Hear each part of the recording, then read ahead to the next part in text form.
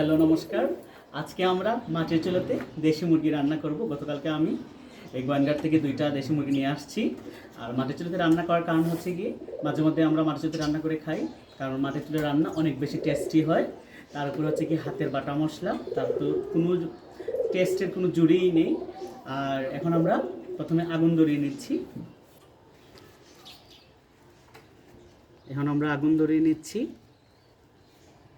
আগুন ধরে ফেলেছি। এখন আমরা কড়াইটা বসিয়ে দিব। কড়াইটা হয়ে গেলেই এখন আমরা তেল দিয়ে দিব। আসলে তেল তো আমাদের স্বাস্থ্যের জন্য খুবই ক্ষতিকর, কিন্তু কি করার, তেল তো খেতেই হবে। তেল ছাড়া তো দেশি মুরগিতে একটু যদি তেল যদি না হয় তাহলে তো স্বাদ হবে না। তাও চেষ্টা করি যাতে ভালো তেল দেওয়ার জন্য। আমি বাজার থেকে ক্যানোলা অয়েল নিয়ে আসছি। এখন আমি ক্যানোলা অয়েল দিয়ে চিকেন রান্না করব।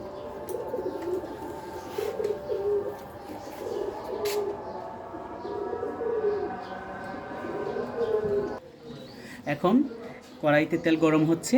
এখন আমরা মশলাগুলো আপনার সাথে পরিচয় করে দিই, কেন এগুলো খুবই ইজিলি আমরা বাসায় সাধারণ যেগুলো মশলা ব্যবহার করি। আমি কোনো আলাদা জয়ত্রী জায়ফল এগুলো ব্যবহার করবো না, কারণ এগুলো আমরা এই অন্যান্য রান্নায় ব্যবহার করি, কিন্তু আজকে আমি চাচ্ছি যে একদম ভেরি সিম্পল ওয়েতে রান্না করার জন্য। আমরা সবাই জানি, তাই তারপরে আমি বলে দিচ্ছি। এটা হচ্ছে কি পেঁয়াজ কুচি, তারপরে এখানে পেঁয়াজ একটু বাটা নিলাম, তারপরে এখানে হচ্ছে গরম মশলা আস্ত। আমি গুঁড়োটা দিব না, কারণ তরকারিটা গুঁড়ো দিলে কালো হয়ে যায়, আমার ভালো লাগে না।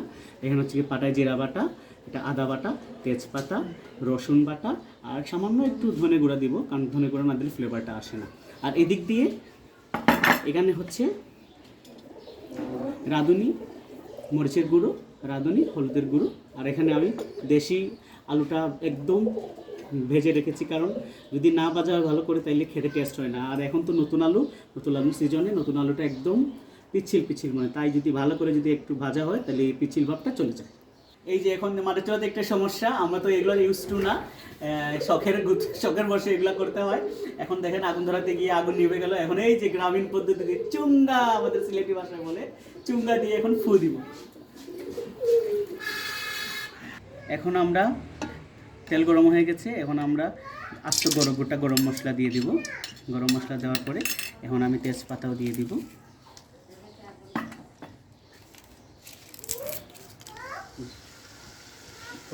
এখন আমরা পেঁয়াজ কুচি দিয়ে দিব।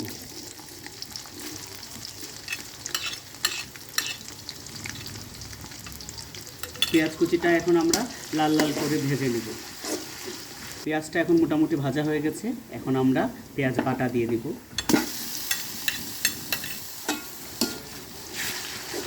পেঁয়াজ বাটাটা দিয়ে একটু আমরা জাস্ট একটু নেড়ে চেড়ে দিই, যাতে পেঁয়াজের ভিতরের পানিটা যেন একটু শুকিয়ে যায়। এখন আমরা রসুন বাটা দিয়ে দিচ্ছি। এখন আমরা আদা বাটা দিয়ে দিচ্ছি। এবার দিয়ে দিচ্ছি জিরে বাটা। কেন অল্প পরিমাণে আমরা ধনে গুঁড়ো দিব, কারণ ধনে গুঁড়ো দিলে তরকারির কালারটা একদম কালো হয়ে যায়। ধরেন 2 চা চামচের মতো। এখন একটু লবণ দিয়ে দেই, কষাতে একটু ভালো হবে।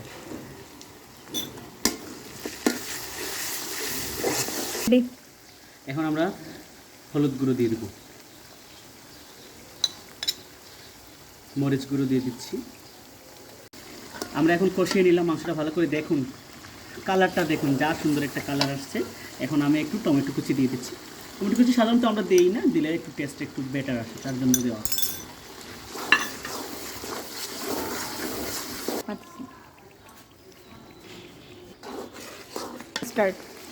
এখন আমরা মাংস দিয়ে দিব। এই যে দেখেন দেশি মুরগির লেগ পিস, এটা কালো কালো একদম।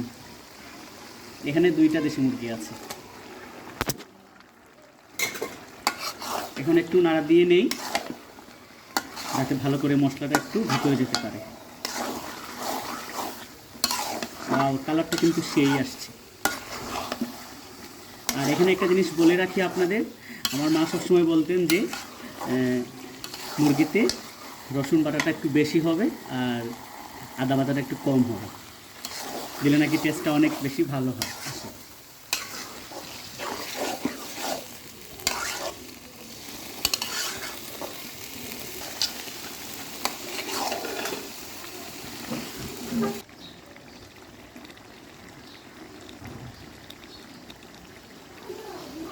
জাস্ট শব্দটা শুনুন, চ্যাট চ্যাট চ্যাট চ্যাট করে শব্দ হচ্ছে।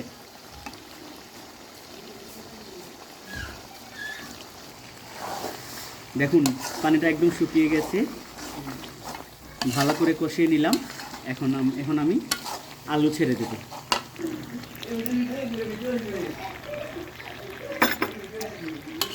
ভালো করে একটু নেড়ে নিব।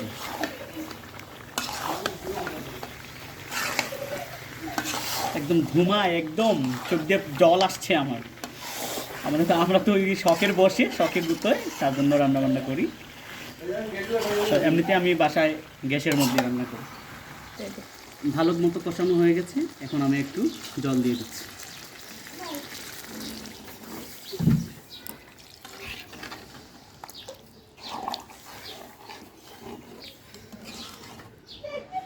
ঝোলের কালারটা দেখুন, একদম লাল লাল লাল।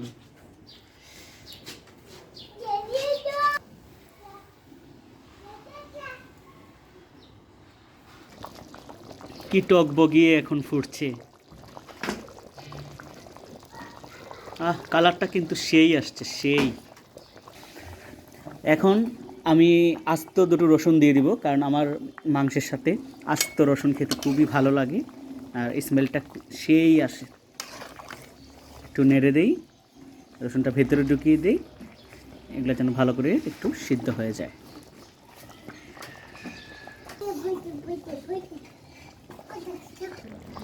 একবার একটু দেখি, একটু টেস্ট করে দেখি তো, ভালো করে টিপে দেখি যে মাংসটা সিদ্ধ হলো কিনা।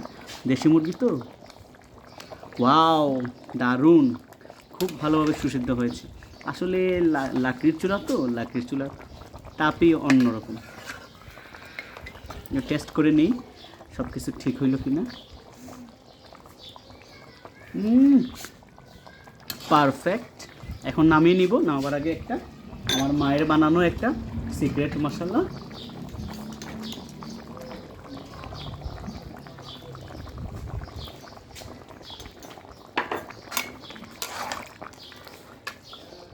একটা নাড়া দিয়ে নেই।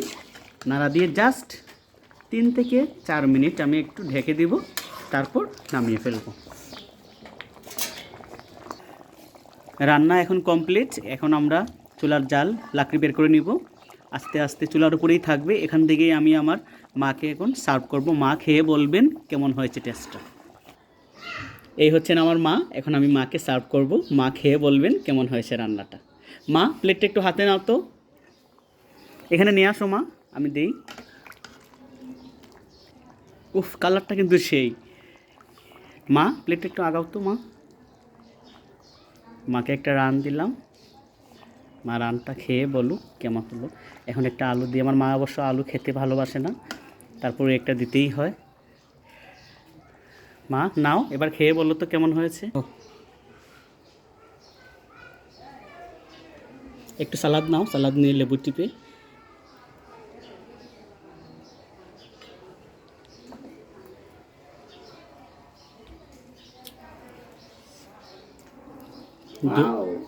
ফাইন হয়েছে, খুবই স্বাদ। আমার ছেলের হাতের রান্না সবই স্বাদ হয়। নিরামিষটা আমার কাছে খুব বেশি ভালো লাগে। চানা রসা, সয়াবিন রসা, ফুলকপি রসা, ডালের বড়া রসা। আমার ছেলে তো ভালো পাক করে। রবিবারে আমার নিরামিষ খেয়ে সন্তুষ্টি জাগে। বাবা, এত সুসিদ্ধ হয়েছে মাংসটা, কখনো দেশি মুরগি এরকম সিদ্ধ হয় নাই।